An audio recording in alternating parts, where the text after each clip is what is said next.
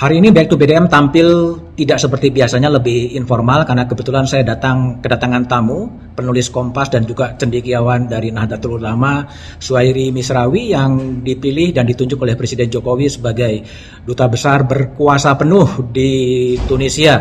Gus, itu ceritanya Gus Zuhairi ditunjuk Presiden sebagai dubes itu gimana ceritanya, Gus? Ya, duta besar ini kan hak prerogatif Presiden ya. Jadi suatu hari saya mendapatkan semacam sinyal dari Presiden, Mas, nanti akan ada tugas khusus untuk sampean. Dan kebetulan kan saya banyak menulis tentang isu-isu Timur Tengah di harian Kompas ini. Dan suatu hari di pagi hari bulan November yang lalu, Mas, saya masih ingat itu Mensesnek menyampaikan keputusan Presiden bahwa saya ditunjuk sebagai duta besar. Jadi ini kepercayaan ya bagi saya seorang penulis ya di harian Kompas. Maka saya hari ini berkunjung ke Kompas ke rumah saya, rumah yang membesarkan saya. Saya tidak akan pernah menjadi duta besar kalau saya tidak melalui sebagai penulis Kompas. Tidak pernah jadi duta tanpa melalui Kompas. Jadi betul-betul saya ini pulang ke rumah saya hari ini, ketemu dengan Mas Budiman dan teman-teman redaktur yang lain. Jadi ya dari sebagai penulis Kompas ya kemudian menjadi duta besar ya kira-kira begitulah. Jadi kalau ditanya bagaimana ceritanya Presiden tuh kalau tidak salah dulu, Mas, saya pernah ngundang Presiden, kami sebagai Lingkar Muda Indonesia ngundang Pak Jokowi sebagai narasumber di sini, pengalaman sebagai wali kota Solo. Jadi momentum saya menjadi duta besar ini sebenarnya sangat dekat dengan harian Kompas.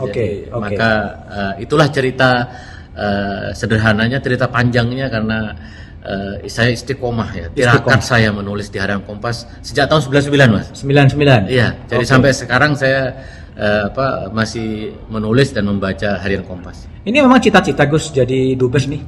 Tidak pernah terpikir ya menjadi duta besar karena pertama tidak ada potongan. Kalau tidak ada potongan menjadi duta besar. Terus yang kedua ya saya kan semua tahu ya, saya ini kader Nahdlatul Ulama ya, santri biasa, darahnya tidak biru ya. Jadi saya hanya menjalani pengabdian saya di Nahdlatul Ulama, di partai ya. Sekarang mendapatkan kepercayaan dari Presiden Jokowi, maka ya kita harus laksanakan sebaik-baiknya.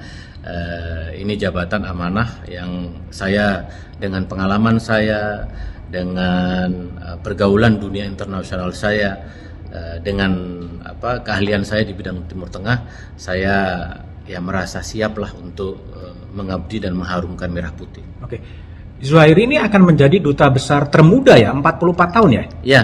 Ini memang duta besar termuda dalam sejarah Republik Indonesia. Lagi-lagi ini mungkin cara Pak Jokowi untuk mencoba darah-darah muda, darah-darah segar menjadi seorang diplomat ya, di luar negeri, karena bagaimanapun saatnya Indonesia untuk go internasional. Karena bagaimanapun setelah reformasi sampai sekarang kita punya pengalaman yang sangat luar biasa, demokrasinya bagus, hubungan antara agamanya bagus, ekonominya terus berkembang, pembangunan terjadi di mana-mana, pelayanan publiknya, kesehatan, pendidikannya sangat baik. Maka Presiden perlu juru bicara dari kalangan muda untuk mengenalkan Indonesia ke dunia internasional. Jadi apa persis Gus bayangan-bayangan jangka pendek ketika Gus Mis kemudian jadi dubes di Tunisia, kira-kira apa yang mau dikerjakan? Ya tentu yang sekarang Presiden pada diplomasi ekonomi ya. Bagaimana kita mengenalkan produk-produk UMKM, bagaimana meningkatkan ekspor kita ke luar negeri, dan kita tahu bahwa dalam beberapa bulan terakhir kita dalam sejarah kita surplus ya perdagangan kita, di mana ekspor kita lebih tinggi daripada impor kita. Lalu kita akan mengenalkan kopi kita, kopi, bahkan saya punya rencana untuk membuat kafe, membuka kafe di Tunisia, karena Tunisia juga dikenal dengan kota 1000 kafe. Kota wisata, masyarakatnya suka bercengkrama di kafe-kafe, dan kita punya punya pengalaman kafe-kafe yang sangat luar biasa, terutama kafe-kafe kecil ya. Di pinggiran-pinggiran Jakarta ini, di Jabodetabek misalnya, saya akan membawa kafe-kafe UMKM kita ke dunia internasional. Tapi jadi nanti akan ada kafe-kafe kopi-kopi dari Indonesia yang akan dipasarkan di Tunis ya? Betul. Nama kafenya juga Kafe Andonisi. Andonisi, udah disiapkan juga namanya ya? Namanya ya, Kafe Indonesia. Itu urusan kafe, urusan kopi ya? Kalau urusan yang lebih besar soal ideologi, kira-kira apa yang mau dikejar? Bahwa salah satu kelebihan negeri ini kan yang harian Kompas selalu menggarisbawahi tentang Pancasila. Maka saya ingin mengenalkan, yaitu disebut dengan diplomasi Pancasila. Bagaimana Pancasila menjadi ideologi dunia. Karena dunia sekarang kan itu peta geopolitik kita kan terpecah belah ya, antara Amerika, Cina, Rusia. Ya kan? Maka kita membutuhkan satu ideologi yang di dalamnya ada spirit gotong royong, yaitu Pancasila. Maka saya juga akan menggunakan diplomasi Pancasila, itu bagaimana supaya kita dalam hubungan antar negara itu betul-betul mutual respect, saling menghormati.